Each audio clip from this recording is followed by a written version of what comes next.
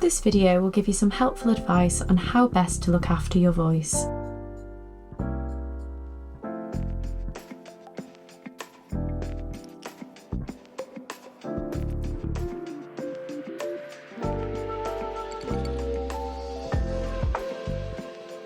Firstly, keeping the voice box hydrated can improve the quality of your voice and the comfort levels in your throat. It will thin down any mucus, and the more hydrated your vocal folds are, the better they will vibrate. Aim to drink 6 to 8 glasses of water each day. This can include dilute juice. If you do struggle to stay hydrated, inhale steam each day as this hydrates the surface of your throat directly. Take alcohol and caffeine in moderation, as these act as diuretics, which means that they flush the hydration out of your system, and they can also trigger reflux. Aim to have less than 3 caffeinated drinks throughout the day, and be aware that it's not just coffee, but also tea, Coca-Cola and chocolate.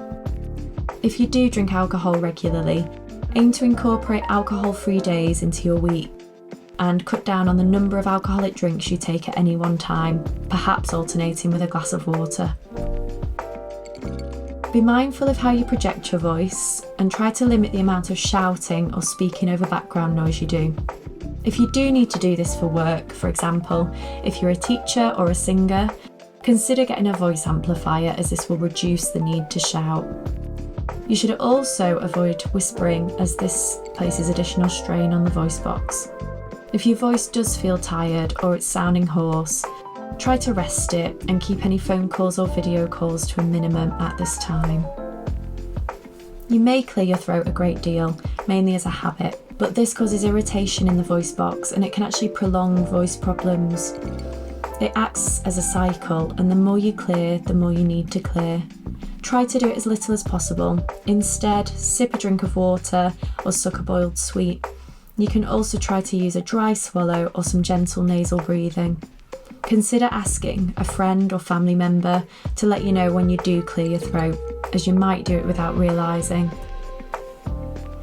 Reflux can cause heartburn and indigestion, but it can also cause voice and throat problems without you even realising. The symptoms can include hoarse voice, mucus in the throat, coughing after eating, and others. The symptoms will usually be worse a short period after eating or when you lie down. If you do think reflux is a problem for you, ask your doctor about treatment options. However, the following advice can also be helpful. Start to notice whether your voice is worse after certain foods or drink, and aim to take these in moderation. Food and drinks that are fatty, acidic, rich or spicy are the common offenders for causing acid reflux. You can also manage this by eating at least 3 hours before bedtime to allow the food time to settle before you lie down. Smoking is a significant irritant to the voice, as is vaping. They both cause irritation and dry the lining of the throat. Speak to your GP about getting support with quitting smoking. Be mindful of other vocal irritants. So try to limit your time in any dusty, smoky or chemical-heavy environments, and consider using protective equipment such as masks when you are in them. Also be aware that cough sweets and strong alcohol mouthwashes can irritate the throat, so keep these to a minimum for when you are unwell. If you do use inhalers to manage asthma or other respiratory conditions, try to rinse out after taking it and use a spacer if you have one.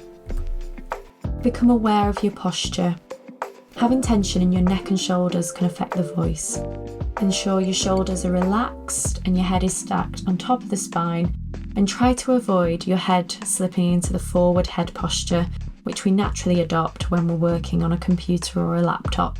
This allows the weight of the head to travel down the front of the body, which adds additional strain to the voice. Be aware of your stress levels. Psychological well-being is closely connected to the voice. When we feel stressed or upset, we tense up, and this tension can also present in the voice box. Speak to your GP if you feel stressed, and consider using techniques such as relaxation, mindfulness, exercise, and being outdoors. Speaking to friends and family can also help too. If you do use your voice for work, try to use a vocal warm-up and warm down. The vocal muscles need to be treated like any other muscle in the body, and when they're being used for longer periods or at high volumes, it helps to warm them up before starting. Spend around 5 minutes warming your voice up before singing or teaching. to reduce the chance of vocal fatigue. Warming the voice down afterwards can also help too.